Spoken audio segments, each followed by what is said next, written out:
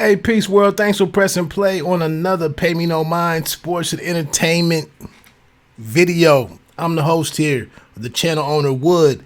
And come on, man, I'm jumping on the bandwagon. I'm jumping on the bandwagon of the number 7 ranked Dayton Flyers. Just finished watching another great game by Anthony Grant and his guys again on the road in Virginia, 2 up, 2 down. The Richmond Spiders. And that's kind of what we're getting to. Is it starting to be a familiar scene here with these guys blowing teams out? And the question is starting to become, are they going to have tough games in the conference to get them ready for March Madness?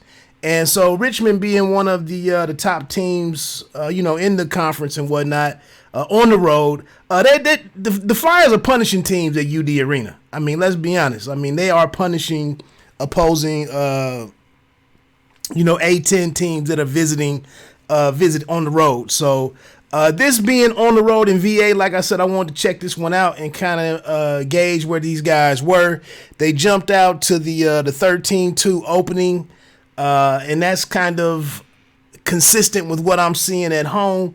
I think I got to check them out against UMass maybe a week and a half ago at UD Arena. They ran away from those guys very early.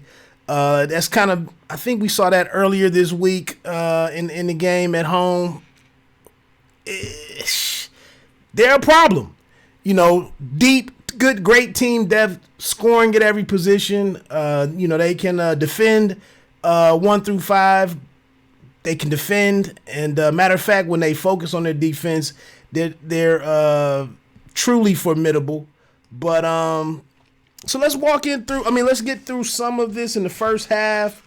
Just kind of in control. I was happy. Like I said, wanting them to be tested. I was happy to see them pushed.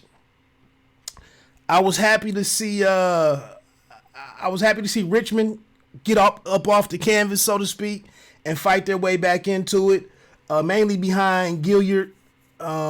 He had 15 points, I believe, in the first half. They brought it back to 28-24 when Gilyard hit back-to-back threes. Big night from Crutcher and obviously Obi Toppin. Crutcher consistent throughout the night. Toppin doing it all. Not so much from the perimeter tonight, but definitely getting the dunks, helping with the energy of the team, the runouts. Had 4 blocks on the night. They had a 14-2 run after that 13-2 to open it. They had a 14-2 run later in the first half with Toppin getting a dunk. I think that was a breakaway after he had his block, like I just mentioned, 4 blocks. The Wojcik kid from the Spiders comes back, hits a long 2 at the buzzer to finish out the first half, 40-32. At that point, Crutcher had 10 points, Obi had 13, and then Gilyard led the way for Richmond with 15. Getting into the second half, Richmond struggled out the gates. They set on 34 points until like a little bit above 13 minutes. And then Sherod got it going. Nick Sherod, he hit a long 3 at that point to make it 52-37. He came right back down with the and one off a back down and step back jumper to get the and one, converted the bucket to make it the 3-point play. And then every time that Richmond made a big push, UD responded, and that's definitely what I wanted to see from them. And it's reason to, like I said, to see these guys making it into a second weekend, maybe even the third weekend, hopefully, moving into March Madness. Obi gets the block on Burton. I think Burton was a freshman for them at the 10-minute mark. They go up. It was a quiet burst to get to 64-44 with about just under 8 minutes left. Again, Sherod and Gilyard are pushing things.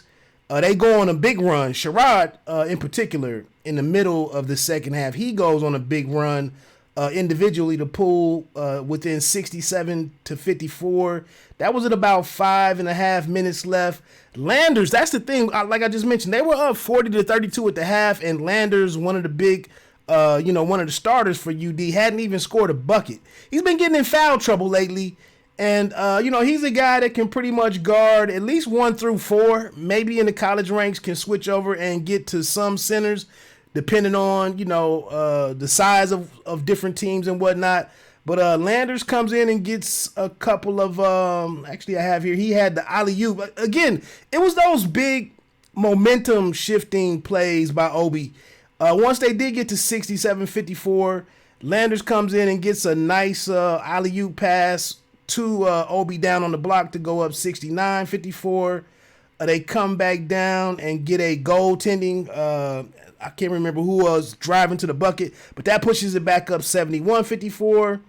And then we had a situation with Landers getting called on the a reaction whistle, I think, from the referee, calling the a foul on when he set the screen on Gustafsson at half court. It was a big hit. The referee turns around and sees Gustafsson laying on the ground. If you watched it, you saw that Landers was definitely planted. No ill will intended. Just a good physical play. His team, Gustafsson's team, left him out there to they left him hanging out there and allowed him to take that type of contact. Grant gets the tech. They come down. They shoot the free throws, and then Wojcik again comes down and hits a three to make it 71-62 with about 4 minutes left. And, Gilyard, like I said, Gilyard and Sherod make a push to get it late. I think they got it down to with a little over a minute left, it was 78-69. Actually, I want to talk about it right there to go 76-63. Toppin gets the ball up at the top of the key, and I like how he got downhill very quickly. He's not a shifty ball handler, but I like when he's decisive. On that particular play, he catches the ball. He finished his cut, came up to the top of the key, and as soon as he caught the ball, he turned the golden kid that was guarding him and gets going downhill and gets an assist to Landers, where Landers got it might have been a contested layup, but it was definitely a good layup for Landers.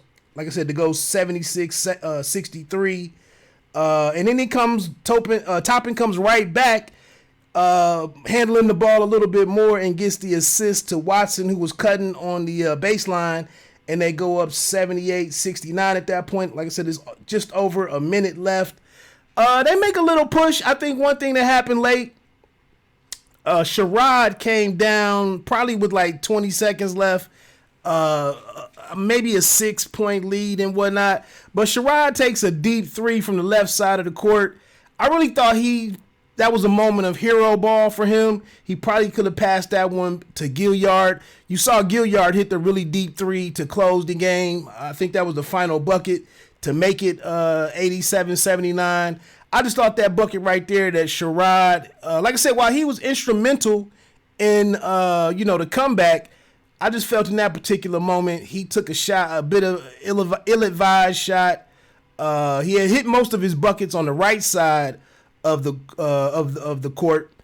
He takes this one from the left, a little deeper than what I would have liked. And like I said, I thought Gilyard should have been given that opportunity. Too much, and that's what got him in trouble earlier in the second half, was too much one-on-one basketball. But again, a good game, great test for the UD Flyers. They're going to be a problem. They moved to 18-2. And, like I said, they answered some questions for me and what I was looking for. Richmond provided a good test. They fought back well. And I just enjoyed that one. So we'll see what happens next with the UD Flyers. Running through the box score really quickly. Let me see here. I know it was 24 points each from Toppin and Crutcher. Real nice game from Crutcher. Went 8 of 12, 75% from the floor, 4 of 7 from 3-point, 4 of 4 from the free throw line. Toppin 9 of 15. That's over 50% from the floor. 1 of 2 from 3-point, 5 of 7 from the free throw line. Mike Sell, not a great shooting night for him. Less than around 33% from the field. 1 of 4 from 3-point, 1 of 3 from the free throw line to finish with 10 points. Somewhat of a quiet night from Landers. Again, getting in foul trouble a lot lately, spending a lot of time on the bench, and that's going to hurt in terms of finding his rhythm in the game. But that's the great thing with these guys, man. The scoring can be somewhat evenly distributed. E.B. Watson gets 14 on 50% from the field, 4 of 8. 1 of 5 from 3-point. I thought he was a little better than that. Shooting 47 from 3. Was 5 of 7 from the line. Pretty solid team effort. Again, good games, solid games from Gilyard. Finished with 27 on 50% from the field, 5 of 8 from behind the arc. Nick Sherod, 23 points. KO.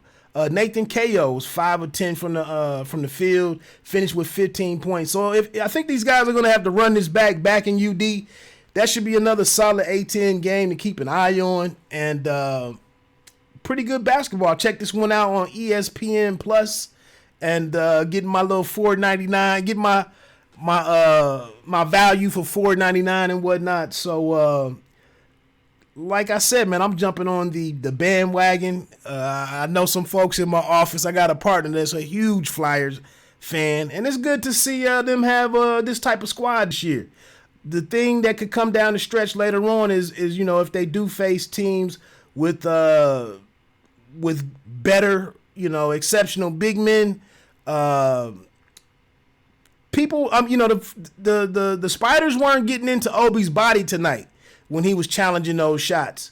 And he didn't get in foul trouble. He played a lot of minutes and kind of was a rim protector against the Spiders. But you saw earlier in the year against Kansas when he played as a Buki, more physical guy, big man. He was not as effective. I think as a Buki went for like 27, maybe even 30 points in that game.